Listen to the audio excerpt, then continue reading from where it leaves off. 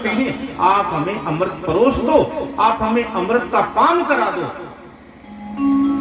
मोहिनी भगवान ने सोचा अमृत कोई साधारण वस्तु नहीं है जो इनको सहज में मैं पिला दूं। उन्होंने क्या किया, अमृत कलश लिया और जैसे देवता दानव पंक्ति बना ही रहे थे, मोहिनी भगवान लेके वहां से आगे बढ़ गए। जैसे मोहिनी को अमृत कलश के साथ जाते देखा तो देवता और दानव पीछे चले। दौड़े दौड़े दौड़े मोहिनी भगवान कहां पहुंचे, इस पृथ्वी पर संगम की पवित्र धरा तीर्थराज प्रयाग के संगम के पावन तट पर मोहिनी भगवान ने उस कलश को क्षणिक रखा।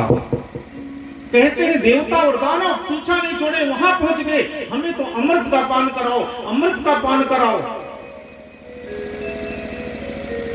भगवान वहां से भी वो कलश उठाए और सीधे दक्षिण की ओर गए और दक्षिण पहुंच करके उस कलश को कहां रखा, जिसको आज त्र्यंबकेश्वर नासिक कहते हैं, उस जगह में गोदावरी के पावन तट पर उस कलश को महाराज रखा।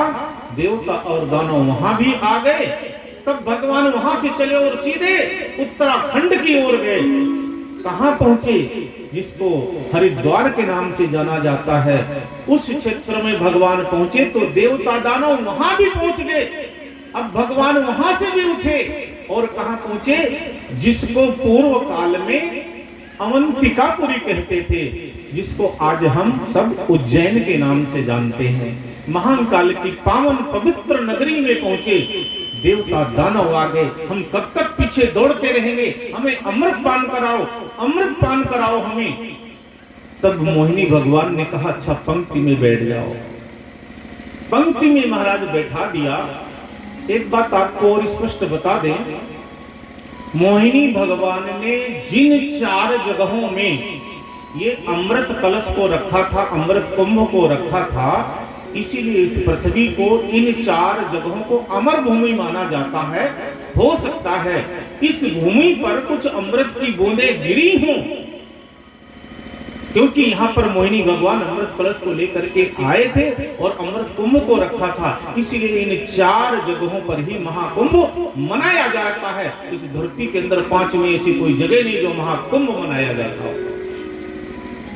पंक्ति में बैठा दिया और अब राक्षसों से कहने लगे भगवान।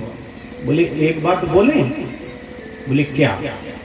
बोले जो ऊपर का अमृत है ना वो पतला है, थोड़ा सा ज्यादा ही पतला है, तो जो पतला अमृत है मैं देवताओं को पिला दूं और जो गाढ़ा गाढ़ा अमृत नीचे का बचेगा वो तुमको पिला दूं।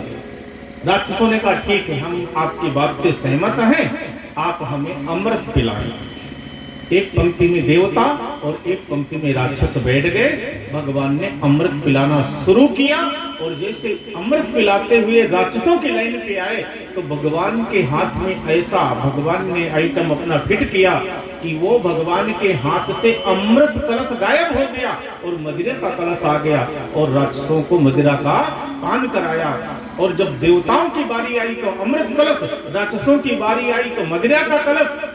इस रहस्य को राहु नाम का दैत्य समझ गया और जब समझा वो उसने देरी नहीं लगाई, सूर्य और चंद्रमा जो बैठे हुए थे उनके बीच में जाके बैठ गया, जबरन बैठ गया जाकर के। भगवान अमृत पिला ही रहे थे देवताओं की लाइन में, भगवान समझ गए, मोहिनी भगवान जान गए कि ये राहु नाम का दैत्य ये बीच में बैठ गया है और इसको यदि अमृत पिला देते हैं तो ये अमर हो जाएगा, लेकिन अब अमृत पिलाना भी पड़ेगा, इसलिए कि पंक्ति में कोई बैठ जाए तो पंक्ति भेद नहीं करना चाहिए। पंक्ति भेद का दोष बहुत ज्यादा खराब बताया गया है, शास्त्रों में इसका वर्णन है। जो पंक्ति भेद करता है वो नाना प्रकार की यातनाएं उसको झेलनी पड़ती हैं महाराज, इसलिए कहते हैं पंक्ति भेद नहीं करना चाहिए। तो पंक्ति भेद से बचने के लिए स्वयं मोहिनी भगवान ने उस राहु को अमृत पिला दिया महाराज। जब राहु ने अमृत पान कर लिया तब जाकर के सूर्य और चंद्रमा ने कहा अरे प्रभु आपने राक्षस को अमृत पान करा दिया, राक्षस को आपने अमृत पिला दिया। तब भगवान ने देर नहीं लगाई, अपने चक्र को छोड़ा और राहु का शीश काट दिया। शीश बना केतु और धड़ बना राहु। उसने कहा ठीक है, आपने मुझे संकेत किया, बताया है आपने, तो अब मैं तुम्हें परेशान करूंगा। तो राहु सूर्य को ग्रहण के रूप में तंग करता है और केतु चंद्रमा को ग्रहण के तौर पर आज भी परेशान करता है, क्योंकि इन्होंने संकेत किया तो मोहिनी भगवान ने उसका शीश धड़ से अलग कर दिया। अमृत पान हुआ, अमृत पान करके और मोहिनी भगवान वहां से महाराज अंतर ध्यान हो जाते हैं और इस तरीके से समुद्र मंथन की पावन कथा सुखदेव जी महाराज ने वर्णन किया। देखिए श्रीमद् भागवत महापुराण में कथाएं तो बहुत विस्तार से आई हैं, इतने ज्यादा विस्तार से आई हैं कि 7 दिन में तो कथा कही ही नहीं जा सकती है, लेकिन थोड़ा थोड़ा सूक्ष्म रूप में उसका एक सार तत्व निकाल करके और थोड़े थोड़े रूप में आपको बताया जा रहा है ताकि उस कथा की पूर्ति हो जाए। लेकिन कथा की पूर्ति इन 18,000 श्लोकों से की जाती है।